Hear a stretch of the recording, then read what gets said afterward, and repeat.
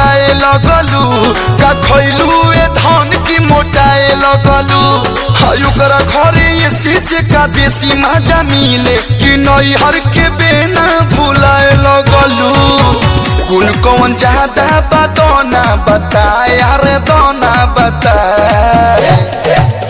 जब सुतनी बनम संगे खटिया लगाए धब मारेला झुलू फिरा हवा साए साए रे बनम के झुलू फिरा हाय हाय हाय बलबलम के झुलू फिरा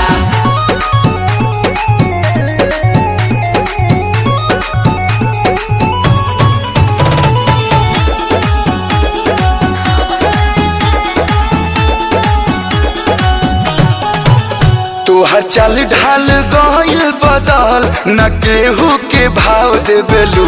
स्टेटस देखा के आजकल करे जाहो घाव देबेलू सोया हमें राजा हम रानी खानी रहिले रोवा चाहे गावा हम सफा सफा कहिले बोली तोहर गोली खानी लागे धाए धाए अरे लागे धाए धाए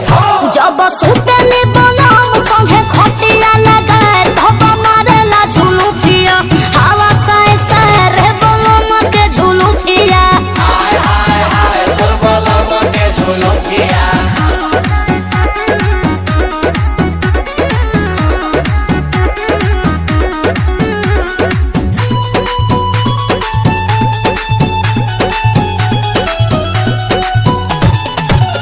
हम एसी में राखी तो जान तू मुँह चमकावत रहू तो सवेरा करे पहरी कवेस्ट दोपहर नयावत रहू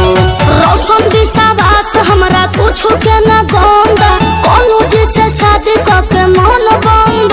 अरे ये जौन बोला तारू बात न सहाय हर बात न सहाय आज जब सुतनी बनम संगे खटिया लगा